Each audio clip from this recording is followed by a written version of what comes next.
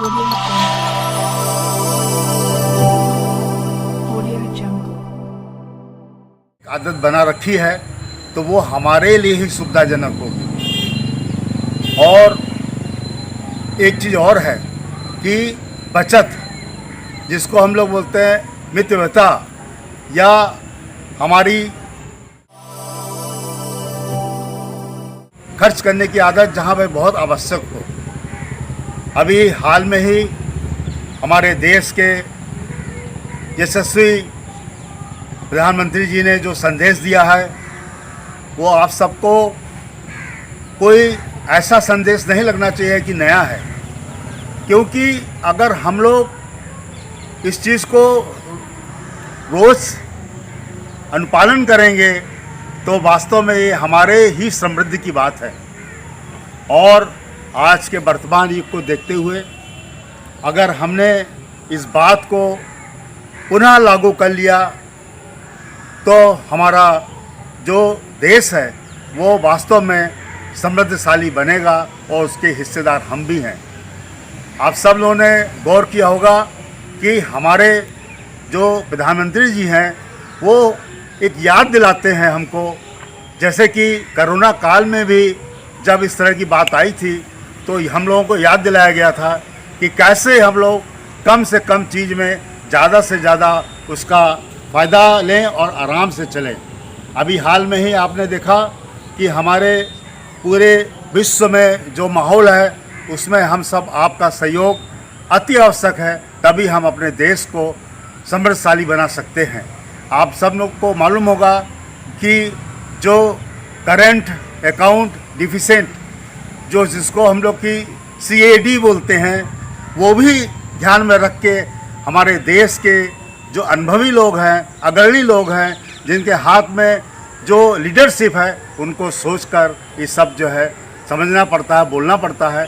इसलिए हम सब लोगों को, खास करके हमारे जो परिवार के बुजुर्ग लोग हैं, महिलाएं हैं, बच्चे हैं, या जो कार्य करने वाले निकलते हैं, हमारे नौजवान, उन सबको एक संदेश है कि आप जितनी भी बचत कर सकते हैं वो किसी भी रूप में बचत करें, जिसका कि सीधा सा सीधा जो हमें फ़ायदा मिलेगा वो हमारे देश को मिलेगा, और जो देश को मिलेगा तो हमारा देश विश्व में कभी भी जो है किसी भी हालत में पीछे नहीं रहेगा। और हम आप सबके कंधे से कंधा मिला के चलने से हमारा देश भी विश्व में आगे चलेगा।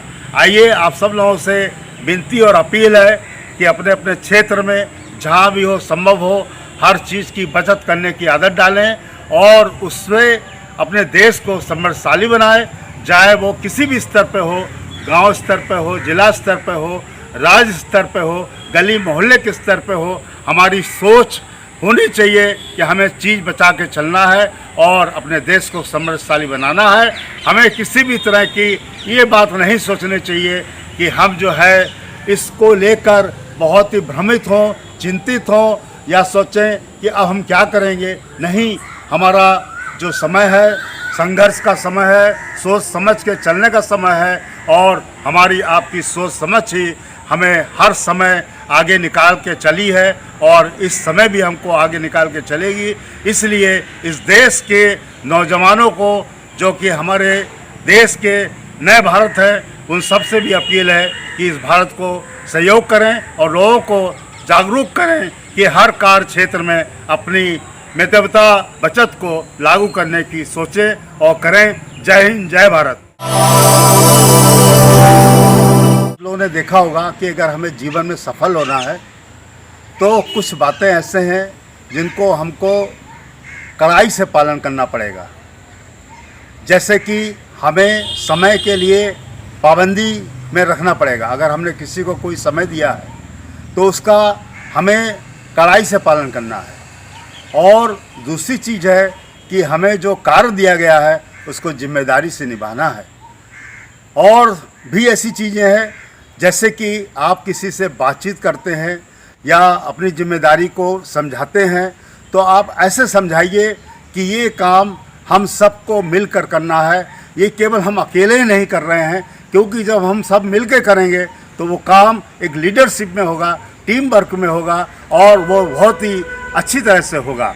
और उसमें कई लोगों के विचारों से उसमें ऐसे नए विचार और नई चीज़ें निकल के आएंगी कि वो कार में ऐसी नई चीज़ दिखाई देगी जिसकी सभी लोग भाई करेंगे, तारीफ करेंगे और वो जल्दी जो है आप देखेंगे कि प्रगति पर रहेगा और सफल होगा।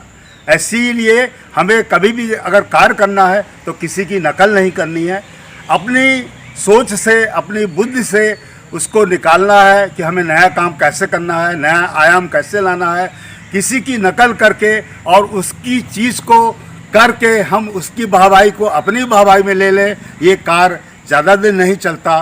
कुछ दिन के बाद वो आपका कार वहीं पर ठप हो जाता है और रुक जाता है। इसलिए कभी भी किसी की नकल ना करें कार की। और दूसरी चीज़, अगर किसी ने कोई कार किया है तो उसको अपने ऊपर लेने की कोशिश ना करें कि ये तो हमने किया था, ये तो हमारी देन थी, हमारी सोच थी, वो तो जो है अपना नाम ले रहा है, ये तो सब मेरा किया हुआ था। इस तरह की कोई भी बात को लागू करने की कोशिश ना करें, क्योंकि बहुत से लोग अपने जीवन में या अपने पैसे में या नौकरी में, दुकान में जब सफल हो जाते हैं तो वास्तविकता क्या है वो नहीं बताते।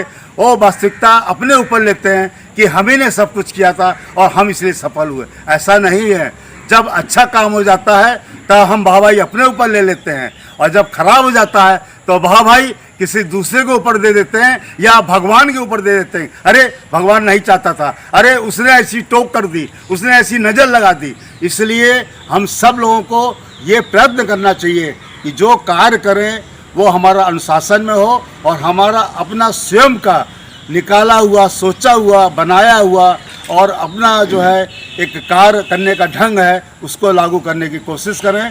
तभी हम अपने हर क्षेत्र में कार्य में सफल होंगे। और यही हमारे आज के जो नवयुग है, जो आज का नया भारत है, जो आज का नया भारत बन रहा है, उन सब से मेरी अपील है कि आप सब लोग अपने दिमाग से, अपने मन से, अपनी इंटेलेक्चुअल जो पावर है उससे नई नई चीज़ निकालिए और उसको लागू करने की कोशिश कीजिए।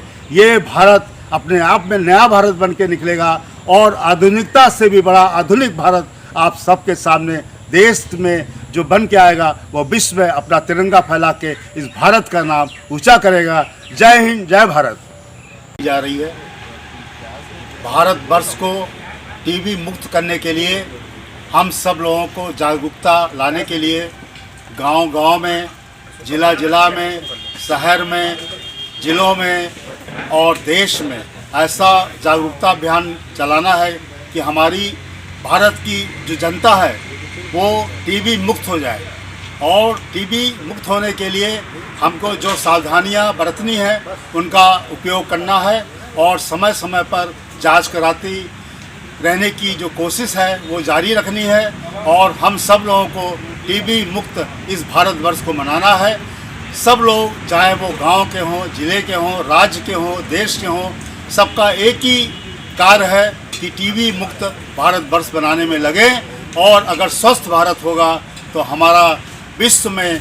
नमस्कार दोस्तों, मेरे चैनल को सब्सक्राइब, लाइक करें और आइकॉन को जरूर दबाएं ताकि आने वाले वीडियो को आपको नोटिफिकेशन मिल जाए। धन्यवाद।